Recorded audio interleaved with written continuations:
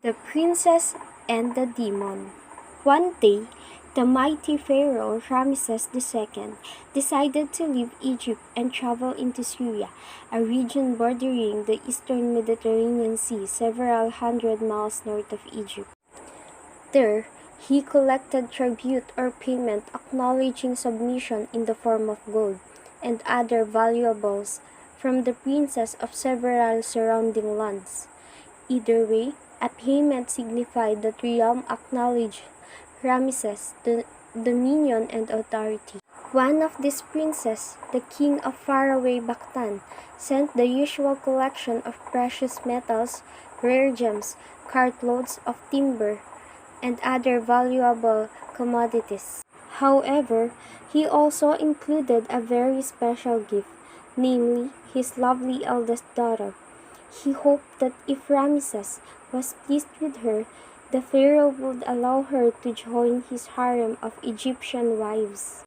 Indeed, the great king of Egypt was much pleased with the girl, for she was not only beautiful, but also intelligent, kind, and generous.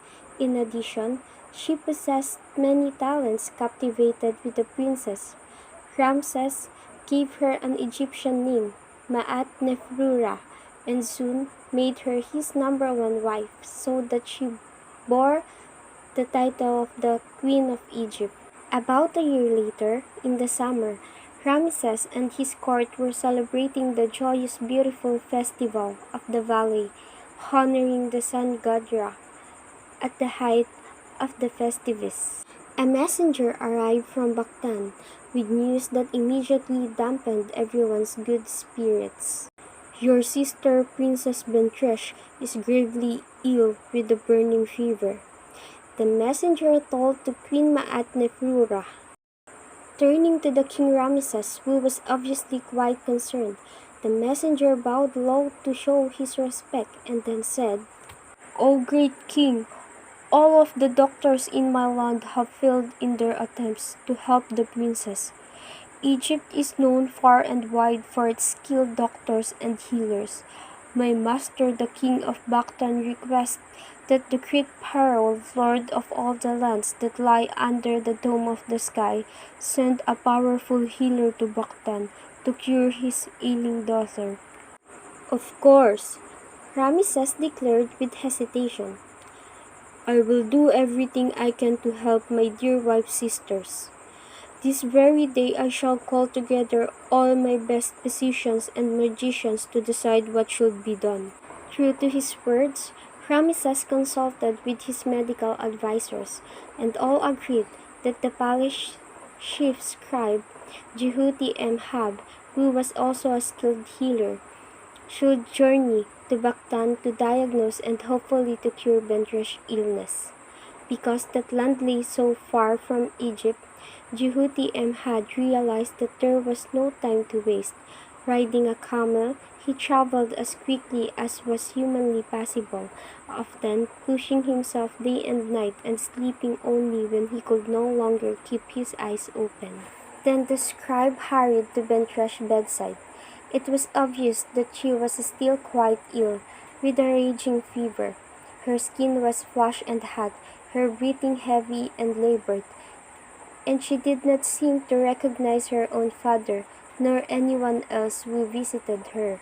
Once Jehuti-Mhab examined the girl, it became clear to him that the fever was caused by an evil demon that had taken possession of her body. The royal scribe did his best to drive the loathsome spirit out, but his magic was not strong enough. "I am sorry," he told to the king, "but only a god's power can drive away this demon. Your best chance of saving the girl is to ask my master to send one of our Egyptian gods to try." The king agreed and immediately sent his swiftest messenger to Ramesses with the request. Ramesses hurried to the temple of the moon god Khonsu in the royal city of Thebes and approached the golden statue of the god, which rested on a magnificent carved pedestal. "Great Khonsu," he said, "I came to you today on behalf of my chief wife's sisters, the Princess Bentrash. She is under the control of a demon, and my priests tell me that one of the forms you have been known to take is that of demon expeller. Would it be possible for that manifestation of your divine and righteousness self to travel to faraway Bactan and heal the girl? After a few seconds, the great golden statue slowly nodded its head, indicating that the god had agreed to the request. Delighted, Tramisos ordered that the statue of Khonsu be carried with a great haste, but also with a great care, to Bactan.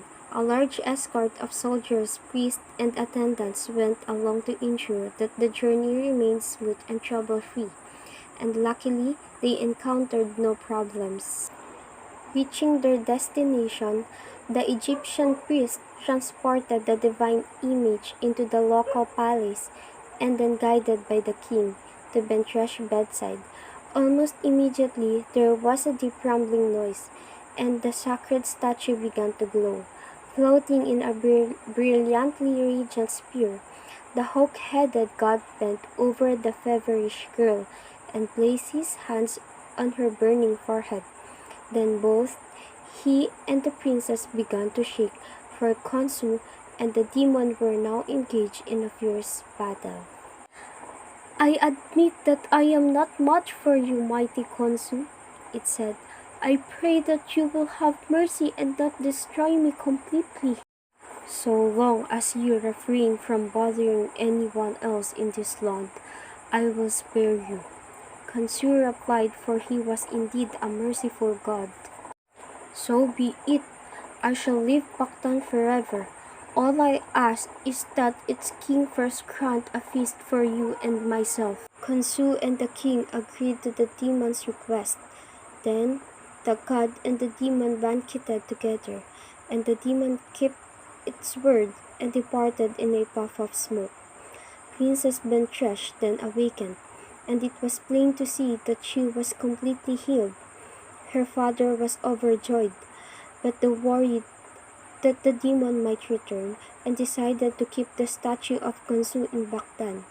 However, after 3 years, the king had a dream in which he saw the god Khonsu, in the form of golden hawk, rise up from the statue and fly away toward Egypt. Finally, realizing that he had no right to keep Khonsu from his native land, the king sent the statue back to Ramesses, along with a new batch of tribute and his undying gratitude for saving his daughter.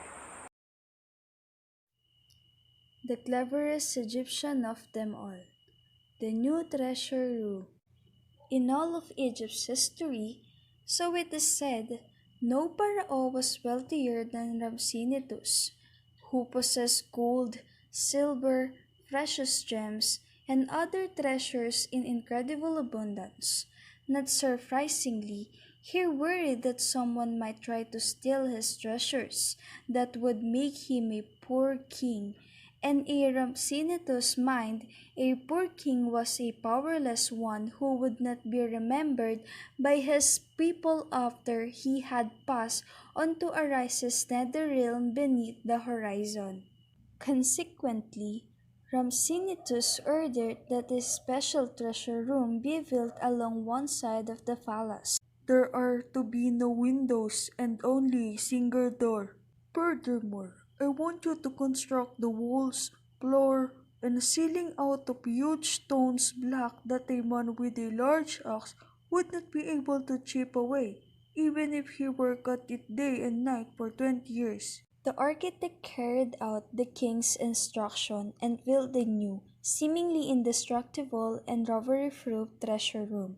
Then Ramsinitus had all of his treasure placed inside and stationed his most trusted guards at the door, confident that no thief could ever gain entrance. However, what the king did not count on was that the architect, in addition to being an expert builder, was a very clever man. While constructing the room, the architect cut into two pieces one of the stone blocks destined for the back outer wall, One of the two pieces he cemented in place, but the other, which was light enough for one man to move with some considerable effort, he left loose. He inserted it so perfectly into the wall that the seam was practically invisible to the eye. The architect's two sons. Several years passed, and the architect, who was growing old, fell gravely ill. Lying on his dead bed, he summoned his two young sons and whispered to them the secret of the treasure room and its loose stone. I do not want you boys to go through life having to bow and scrape up a living, while the greedy Pharaoh of ours hoards more wealth than he deserves. When I am dead and gone, search out the stone and enter the treasure room and carry away some of his wealth for yourselves. All that I ask is that you take care not to become as greedy as he is. About a month later, after their father's funeral, the young men waited until it was dark and made their way to the palace wall. There they found the loose stone in the exact spot their father had indicated. Removing the stone and climbing inside the room, the brothers lit a torch, and to their awe and delight, saw the king's magnificent treasures glittering in the yellow-orange glow. Quietly, so as not to alert the guards, they stuffed their pockets with gold coins and some jewelry and exited the room the same way they had entered. Then they replaced the stone. The next day, King Ramsinitus went to the treasure room to get a prize necklace for one of his wives. He saw that the guards were still on duty, and he also checked to make sure the seal he had placed on the door was unbroken. My treasure must still be safe. He thought reassuringly to himself. But when he entered the room and found the necklace along with some other jewelry missing, his confidence began to evaporate. How this can be? The guard saw nothing and the door seal was unbroken. The king's frustration grew as night after night the same scenario played out. The brothers sneaked into the treasure room, stole whatever they could carry, and escaped. And the next day the king discovered the theft, but could not fathom how it had been accomplished. Finally, the king ordered that a trap made of heavy metal clumps be set inside the room. That very night, the brothers entered the treasure room as usual, and it did not take long for one of them to get his legs ensnared in the trap's metal clumps. Try as he might, the other brother was unable to free him. If they find me in here in the morning, they will come looking for you and our whole family will be punished. There's only one thing to be done. You must cut off my head and take it with you. That way, no one will be able to identify me and our family will be safe. Sobbing with grief, the second brother, who agreed that there was no alternative, carried out those instructions. The next morning, when Ramsinitus discovered the headless body in his treasure room, he cried out in anger.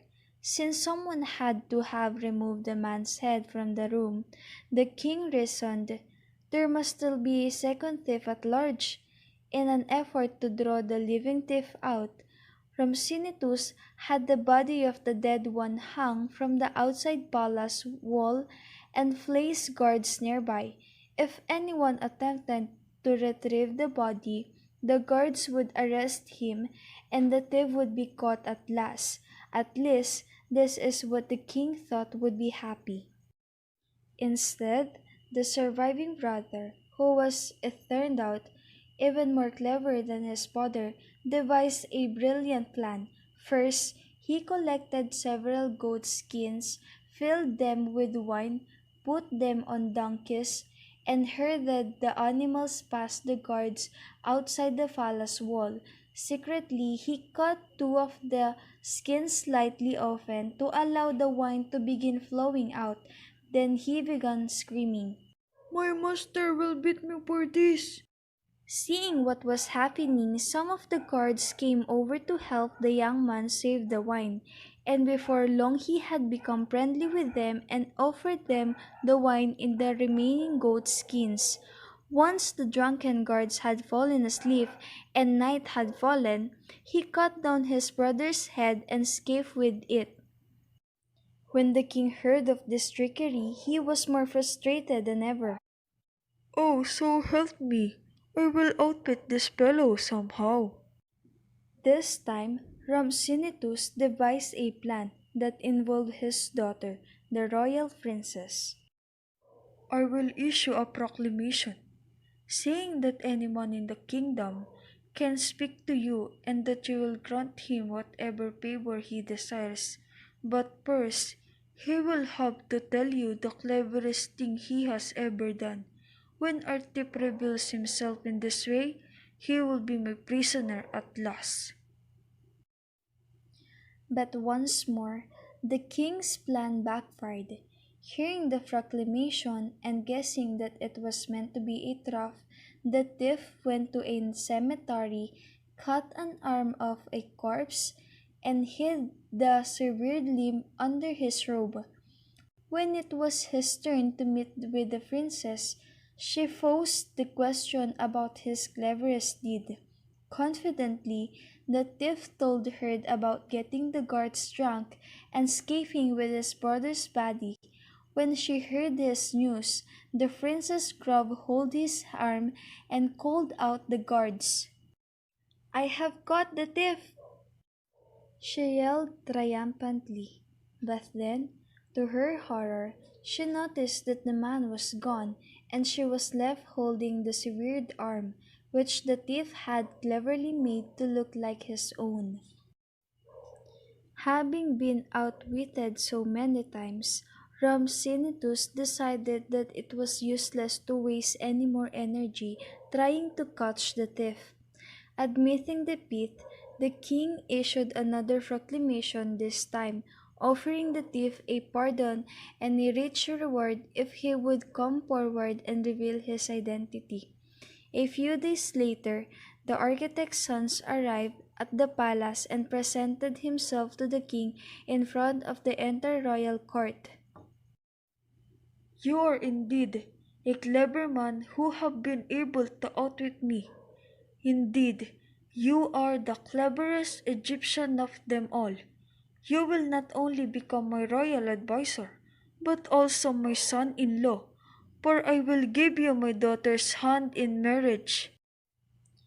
In this way, Rhampsinitus showed that he was, if not exceedingly clever, at least wise, for now the cleverest living countryman would be his trusted servant forever. The Shipwrecked Sailor. As the hot summer sun beat down, an Egyptian envoy stood at the railing of his ship. It was floating northward along the Nile River in the direction of the Egyptian capital of Thebes on its return voyage from Nubia. One of the envoy's assistants, who was sitting nearby mending a garment, suddenly noticed that his boss seemed cheerless and depressed. "Why so glum, sir?" asked the assistant, approaching the other man.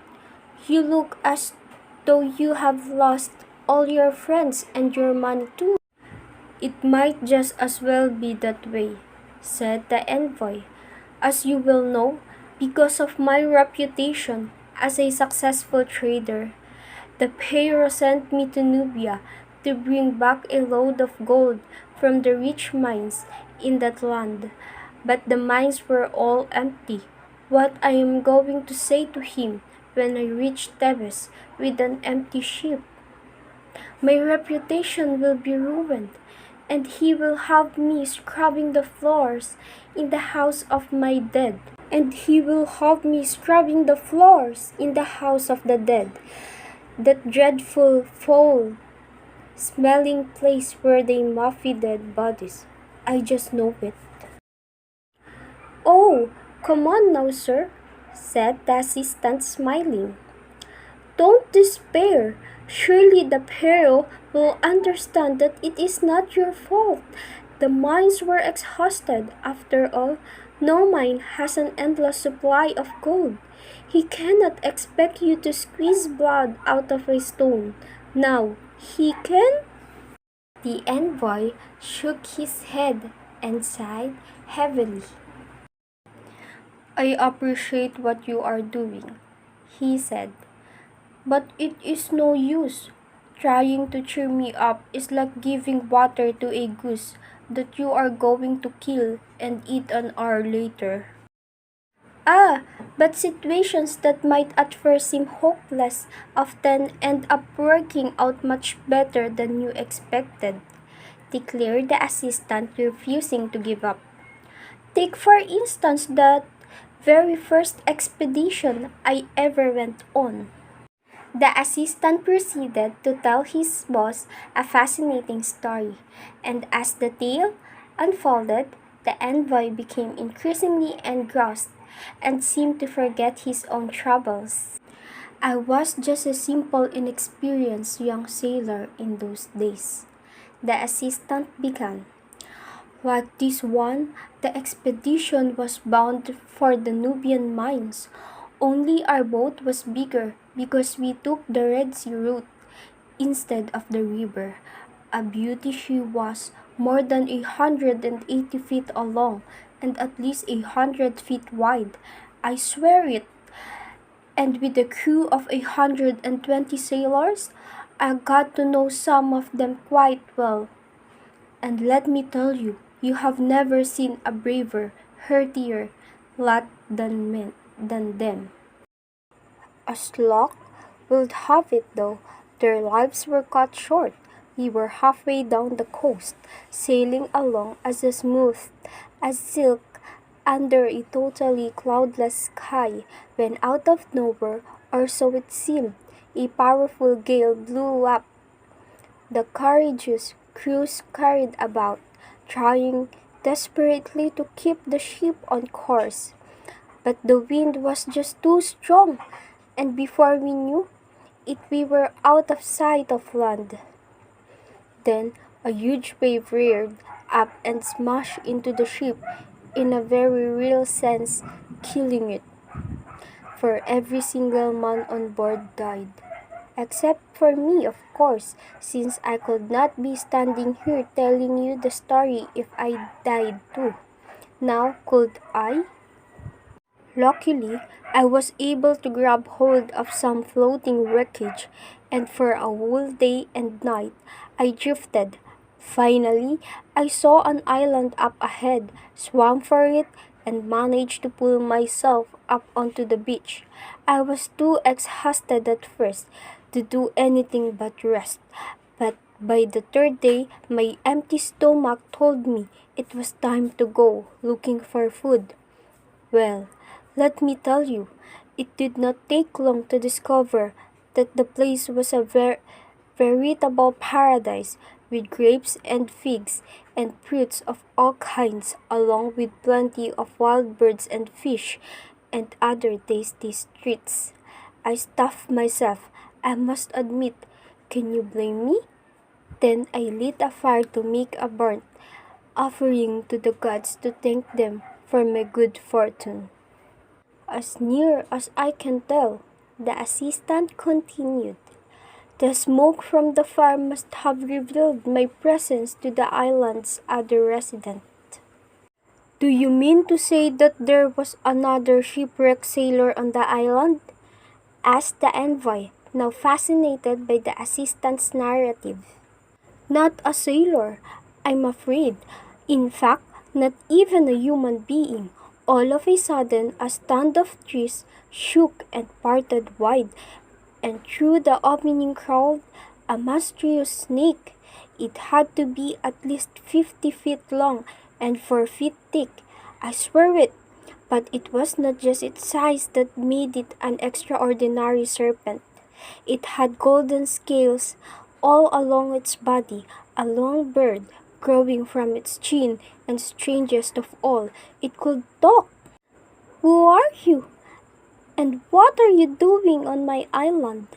the creature demanded. "If you do not tell me immediately, I'll spit a stream of fire at you and reduce you to a pile of smoldering ashes." Needless to say, I was too terrified that I could not speak, and I am embarrassed to admit that I just fainted dead away. When I woke up, I found myself in the snake's home, a large cave that it had furnished and decorated and made surprisingly comfortable. The snake explained that it had taken pity on me and carefully carried me in its jaws to this place. It promised not to kill me and actually professed that it was relieved at having found a companion, since it was unbearably lonely. It told me that it was not mere chance that had brought me to the island, but rather some kind of divine force. This was an enchanted island, it said, where fruits and vegetables and game existed in abundance at all times, and the weather was always pleasant. Things that might at first seem hopeless often end up working out much better than you expected, it said. "Take my situation, for example," the snake continued. "There were originally 75 snakes like me on this island, the others being my relatives and close friends who frequently played games and enjoyed the fine weather and free limitless supplies of food. Believe me, you have never seen a heartier, happier lot than we were. But then, sudden disaster struck us. A falling star came hurtling out of the heavens and ignited into a great fireball that burned up all my fond companions. I was the only survivor." Exactly how the snake was able to foretell the future, I don't know, recalled the assistant. But its prediction indeed proved accurate. About 4 months later, a ship appeared near the island. On board were some of my friends from back home who had been searching all over for me. I implored the snake, who had become my close and trusted comrade, to become with me back to civilization, but it said that the island was the only civilization it cared to know. The island was where it was meant to be, and so it must stay, even though its ability to see in the future told me that the island would one day sink beneath the waves and disappear forever. As a parting gift, the snake gave me a precious cargo of spices, rare oils, and perfumes, giraffe tails, monkeys, and other exotic valuables. With a touch of sadness, I bade it farewell and departed on the ship. When I reached Egypt, I went to the palace and asked to see the king. I told him my wondrous tale and presented him with the gifts the snake had given me, and he was so moved that he made me a palace official. You see, my misfortune of being shipwrecked had an unexpectedly happy ending." The envoy placed his hands on the assistant's shoulders and grinned broadly. "That was one of the best stories I ever heard, my good man. It was, I must admit, truly entertaining. You certainly managed to take my mind off my troubles for a while, and I appreciate it, but I am afraid I do not have any cargo of valuables to offer the king, as you say you did." The envoy then turned away, leaned on the railing, and slipped back into his melancholy mood, for he knew he would soon have to face the pharaoh empty-handed. No one knows what happened to the envoy after the ship docked in Thebes, but everyone who hopes that Egypt's ruler was understanding and did not punish him for his failure to bring back a ship full of gold.